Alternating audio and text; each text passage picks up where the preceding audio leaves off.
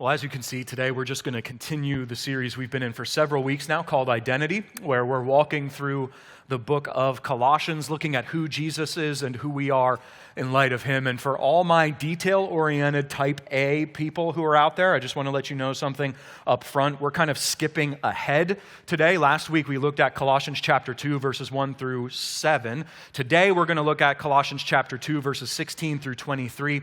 The reason for that is that Pastor Phil is away at a funeral for one of his wife's family members this weekend, so he's going to be back with us next week to fill in that gap. So no need of fear of missing out or anything like that. Phil's going to cover that next week. He's got something awesome planned for us. It's going to be a great time. But today, like I said, we're going to be in Colossians chapter 2, verses 16 through 23. So if you'd like to follow along in a Bible or a device, you can head there, where we're going to see what I think is one of the most important aspects of the Christian life. And it really worked out for me in my dating life in high school. So I've really been putting myself out there recently in some of the things I've been sharing with you. And so I'm just going to say what I've said before. And that is that if you use this against me, we can't be friends anymore. Like, some of you are still making fun of me for the fact that I tried to jumpstart my car with my lawnmower, and our relationship is on thin ice because of that. If you weren't here for that story, yes, it's as bad as it sounds. All right, so when I was in high school, I operated with this mentality that my life could not be complete unless I had a girlfriend. That unless I had a girlfriend, my life wasn't going to be as good as it could be, or I was going to be missing out on something. And so because of that, I went to a very small private school where I had 16 people in my class and 65 people total in the high school. And so because of this obsession I had with having a girlfriend, I had a crush on all 9 girls in my class. I had crushes on the girls in the 2 classes above me and the class below me. I didn't go 2 classes below me because apparently in high school it's creepy to go 2 classes below you. So I was above that level of creepiness, but not some other levels of creepiness. Like, I was this awkward kind of creepy kid in high school, if I'm honest with you, more than the typical awkwardness and creepiness that goes with high schoolers. And you could really see it in the reality that if I had a crush on a girl, instead of asking her for her phone number, our school was so small that we had a directory that you could look up people's phone numbers in the back. So I would find this girl's home phone number and call her randomly at her house. Terrible. I know. I can't imagine what their parents were thinking. Like, I've got a daughter right now, and if some guy randomly calls my phone to talk to her that he got out of a directory, we're having a chat. We're at least having a chat over something like that. And so that was where I was at in high school until my senior year, when my creepiness kind of toned down a little bit and my awkward, and I started dating my wife. Here we are. That's us. That's my senior prom. I had a lot more hair back then, as you can see. It was typically I had this curly afro. It was amazing. But my wife made me do my hair for that. So I don't have that in this picture. And what was great was I started dating my wife, and it was awesome. Like, it was so great to finally have a girlfriend, to finally have someone that loved me despite me and everything that came with loving me. It was so great to be able, instead of chasing all these different girls all over my high school, it was great to just have this single-minded chase of my wife. But what was so fascinating was that feeling of incompleteness didn't go away. That as great as it was to be dating my wife at the time, I still felt like something was missing.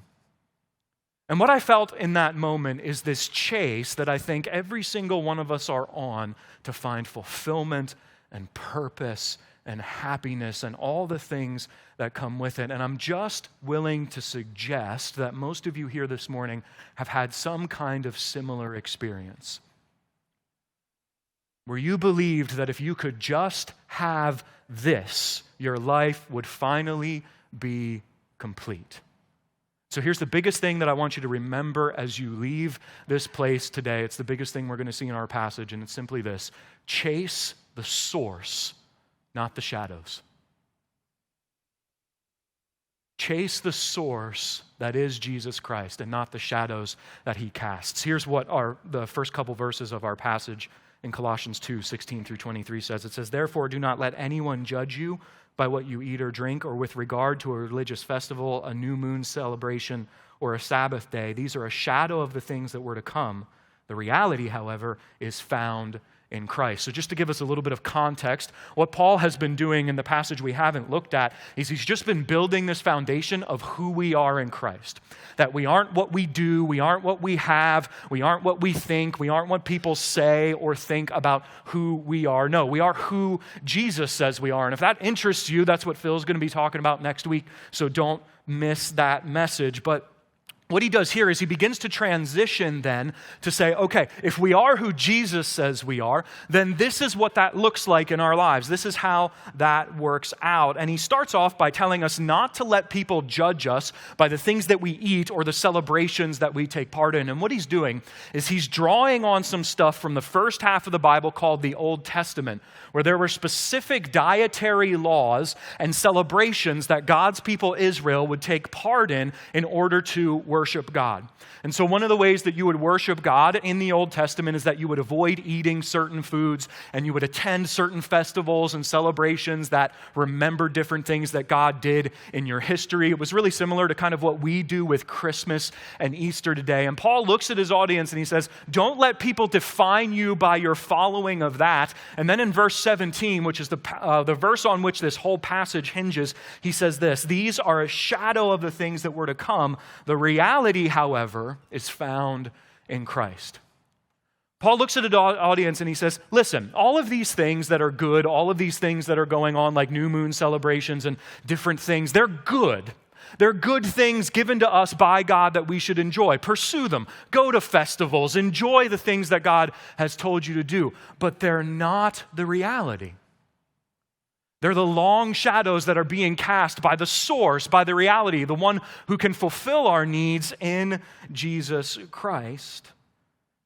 And all these things that we pursue and we chase after are just shadows that are cast from Him where we need to find our ultimate fulfillment. Let me show you how deep this runs for a second, if I can. I mentioned this a little bit earlier. I think that most of us in this room have had the experience where we get in this mentality that if I could just have this, my life would finally be complete.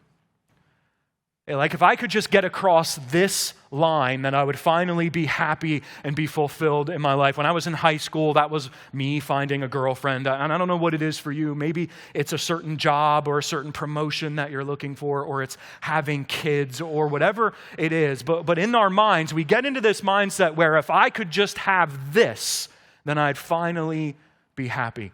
Here's the problem with that. A lot of times we get to step into the this, or we get to cross that line that we had in our minds only to find out that that lack of fulfillment is still there. I experienced that with my wife, not right away. Like there was this season when I first started dating my wife that it was great and it felt like my life was complete, but eventually that faded and it went away. And I started feeling like there was something missing again. And what that led to in my life was pursuit of things like academics and success and alcohol, where I found myself on this chase that even when I stepped into the this I thought would satisfy me, it was only eventually replaced by something else. And I'm willing to suggest that a lot of us here this morning have experienced the same thing. Where we've gotten into this mindset of, if I could just have this in my life, everything would be great. And we step into it, and there's this season of fulfillment, and this season where it feels like I finally have everything I could ever need, but eventually it fades. And eventually it goes away. And Paul tells us that the reason that's the case is because those things that we're chasing are shadows, not the source. And the problem with chasing a shadow is that you can't get your arms around it. A shadow isn't something that you can grab hold of and find comfort in, and so we need to be willing to chase after the source rather than chasing after the shadows. Don't mishear what I'm saying. I'm not saying that the shadows are a bad thing. They're meant to be enjoyed. They are good gifts given to us by God, but they are not the thing that we should chase. And so what Paul does is he goes on to show us in our passage some of the shadows that we chase. He writes this. He says, "Don't let anyone who delights in false humility and the worship of angels disqualify you. Such a person also goes into great detail about what they have seen. They are puffed up with idle notions by their unspiritual mind. So when we combine with what we read here with what we read earlier, we see some of the shadows that the people of Colossae and Laodicea were chasing in their lives, and they're often shadows that we chase as well. And the first one that he brings up is that we chase the shadow of morality. We chase the shadow of morality. Paul talks in verse 16 and then here about the reality of not letting people judge us by what we taste or what we eat or the things that we do in life. And then he picks that up by talking about a false humility of a group of people. And if you understand that phrase, false humility, what you'll find is that it means this idea of being strictly following a set of rules or principles in order to reach a certain place of goodness. And this is something I think we pursue a lot of times in our lives without even realizing it, where we believe that if I can just rise to this level of morality or ascend to this place ideologically, my life will finally be complete. Like if I can get to the point where I check off all the moral boxes or I'm completely set with what I think is true and I align with this group ideologically, then people are going to look at me as humble because I'm submitting myself to something, where we find ourselves in this mentality where we're chasing a shadow of being a moral or good person because in that we'll find fulfillment. The second shadow that he brings up in this passage is experience, where he talks about the fact that these people who are causing trouble in Colossae are going on and on about the things that they've seen and that they've done in their lives. And it's this idea where we get into this mindset that if I could just have this experience in my life, everything would be great. So for me, one of those things would be getting to go to England to see my favorite soccer team play in their home stadium in person. That would be an awesome thing, which again, isn't bad, by the way. That's not a bad desire in and of itself. When it becomes bad and when it becomes a shadow that I'm chasing is when it gets to this bucket list idea, where if I'm laying on my deathbed one day and I haven't gotten to go see Liverpool play at Anfield, then I'm going to have all this regret because I've missed out on something in life. So we chase this shadow of, I need to have this experience in order to live the best life that I possibly could. And then the last shadow that Paul talks about us chasing is possessions, where he says that these people are puffed up in the knowledge that they have. And what he's getting at is that these people think that they're better than other people because they have a level of knowledge that no one else does. They own something that other people don't. And that's something that we can fall into, where we fall into this mentality of, if I could just have this dream house, or this dream car, or if I could just have enough money, if I just had this, my life would finally be complete and it would finally be fulfilled. 3 types of shadows that we chase in our lives are morality, experience, and goodness. The problem with that chase that I mentioned earlier is that these things cannot bring the fulfillment in life that we want them to because they're incapable of doing so. The reason we chase these things is because we believe they'll bring us all the fulfillment that we need in life when they will ultimately fail. No matter what shadow you're chasing in your life, it will fail to bring you the fulfillment that you so desperately desire. Allow me to give you an example of this, if I can, for a moment. One of the biggest shadows that we chase as human beings in our culture is the shadow of romantic love and marriage. If you pay real close attention, you're going to notice that the message that's being communicated to you over and over and over again is that if you don't get to have one of these relationships that is romantically intimate with someone, then you're completely missing out. You're missing out on all that life can be. Like if you don't get the opportunity to enter into an intimate relationship with someone, with all that's involved, with sex and with the emotional connection and with all the stuff that you do together, you are missing out. That's the message that's being sent to us. It's such a shadow that we chase that we've gotten to the point now where we're beginning to say that you should be able to pursue that relationship with anyone that you feel like because it's so essential to having the best human experience. There's a moral component to this shadow where many people believe that there are parameters and guidelines in which those relationships need to take place. More on that in 2 weeks. There's an experiential side of it where if I don't have the experience of loving someone this way, then I can't be complete. And there's a possession idea to it where if I have this relationship, my life will be everything that I need it to be. And I'll finally be happy and I'll finally be fulfilled and I'll finally be complete. And newsflash this morning, but it's all a load of garbage. I'd say that a little stronger, but we're in church together this morning, so I'm just going to leave it at it's all a load of garbage. Romantic relationship, marriage, it cannot satisfy the deepest needs you have of safety, of comfort, of hope, of joy, happiness, fulfillment, and purpose. It can't do it. Here's why I say that. I've been together with my wife for 15 years total if you take dating, engagement, and marriage. And I want to make myself very clear. My wife and I deeply love each other and are extremely satisfied in our marriage. Did everybody catch that? Right? On the same page? Deeply love each other, extremely satisfied in our relationship. You want to know one of the reasons why that is? Because over the last 15 years, my wife and I have realized that the majority of the time, the vast majority of the time, we will fail to meet each other's needs way more than we succeed. And if our marriage was based on us meeting each other's needs and fulfilling each other, it would probably be over by now. You see this all over the place. I see it in the reality that counselors' offices in our country are full of married couples who are coming to them and saying, I don't know how this happened, but we hate each other and we can't figure out how to fix it. Which is not what we sign up for, by the way. Like, I've never officiated a wedding where the couple's looking at each other and going, man, in 10 years, we're going to hate each other's guts and not be able to stand being in the same room together. Or man, these next 20 years are going to be full of discord and struggle relationally. It's going to be great. No one's saying that on their wedding day, but it happens over and over and over again. You want to know why? One of the contributing factors is that one or both of the parties is looking at the other person and saying, you need to meet my needs. You need to fulfill me. You need to complete me. You need to make me happy. You need to fix all those needs and those problems that my parents created in me. And when you do that, you are placing a crushing burden on that relationship and that person that they and it cannot possibly bear. And I promise you that if romantic relationship doesn't fail you, money will. Power will. Safety and comfort will. It does not matter what shadow you chase, it will ultimately fail you in the end. And the reason for that is because while they're good things given by God for us to enjoy, they make terrible gods upon which to build your life and in which to place your hope.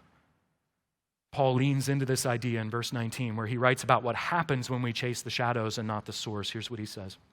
They have lost connection with the head, from whom the whole body, supported and held together by its ligaments and sinews, grows as God causes it to grow. The reason shadows are so dangerous to chase is because they take us away from the source. They take us away from the head that is Jesus Christ, to whom we need to be connected to find the fulfillment that we desire. Like, the implication of that passage is that if you want to have your deepest needs fulfilled, you have to be connected to Jesus Christ.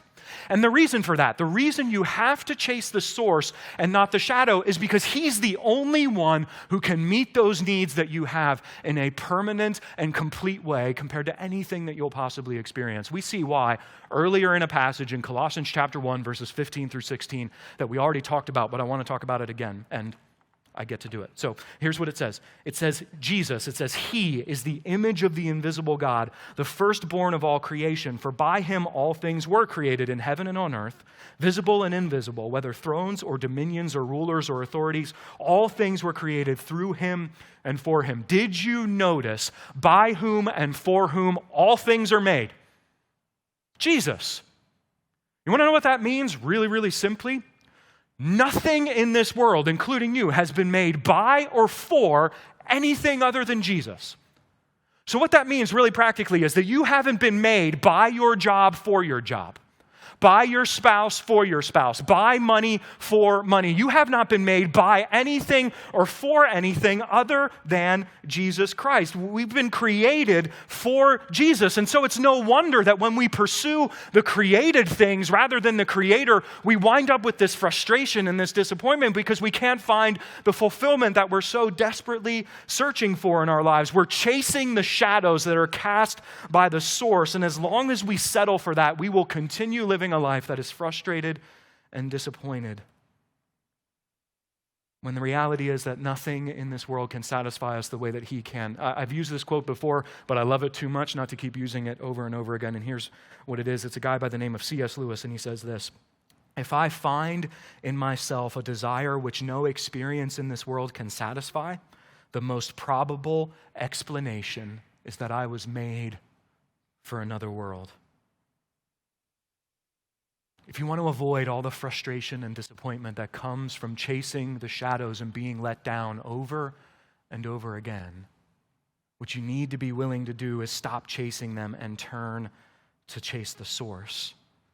Stop looking to those things for your safety, for your fulfillment, for your happiness, for your joy, and turn and chase Jesus, which is a huge struggle for us. It's almost counterintuitive to what goes on in our very souls, because the reality is that every single one of us here today, despite being made by Jesus, for Jesus, have ran from Him. I've turned around and decided that we're going to chase our own way and chase the shadows that we think are finally going to make us complete. And because of that, what happens is that we break the relationship that we were created for with God in a way that we can't repair.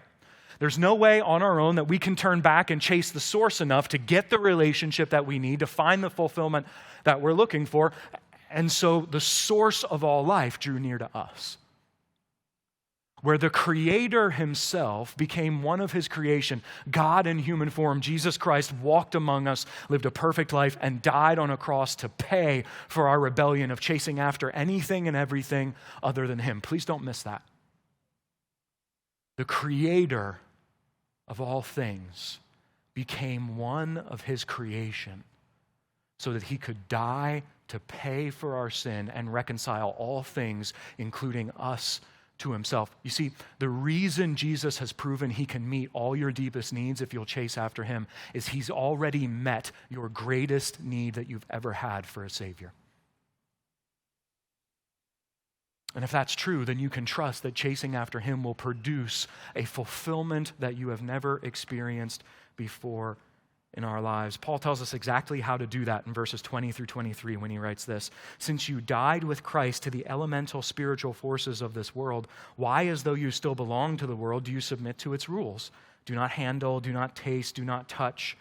These rules, which have to do with things that are all destined to perish with use, are based merely on human commands and teaching. Such regulations indeed have an appearance of wisdom with their self-imposed worship, their false humility, and their harsh treatment of the body, but they lack any value in restraining sensual indulgence." Here we see three things that we need to be willing to do in our lives if we want to chase the source and not the shadows. The first one is that we need to be willing to know the source.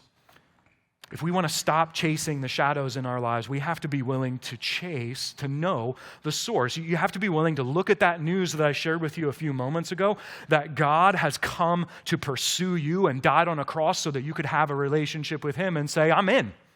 I'm all in on Jesus. I'm pushing all of my chips into the middle of the table on Him. And once you do that, you have to keep taking steps closer to Him.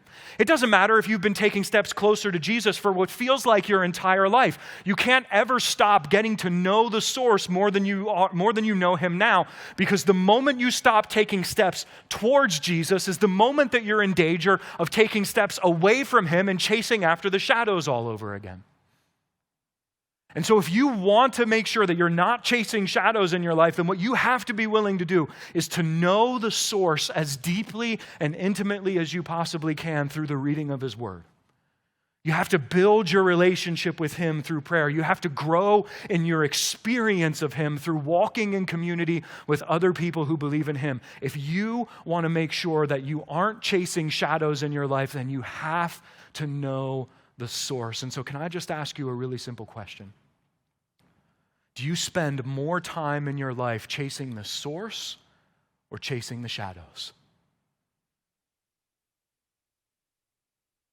Do you spend more of your energy chasing after Jesus or chasing after the good things that he has given you to enjoy in your life? There's a really easy way to answer that question, and it's by doing the second way that we can make sure we're chasing the source and not the shadows, and that is that we need to be willing to recognize our shadows.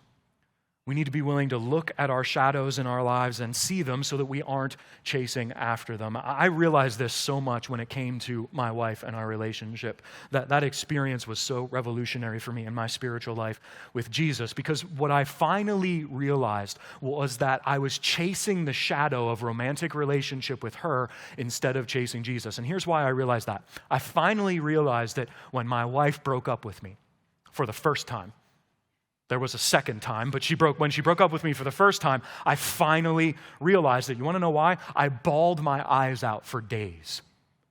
I laid awake at night, obsessing over how in the world I could get her back. I wondered whether it was worth going on without her. And after she broke up with me the second time, especially, there were times where I would lay awake at night, terrified that it would happen again, which, by the way, she was completely justified in breaking up with me both times, because I was placing this crushing expectation and burden on her in the relationship that it couldn't bear.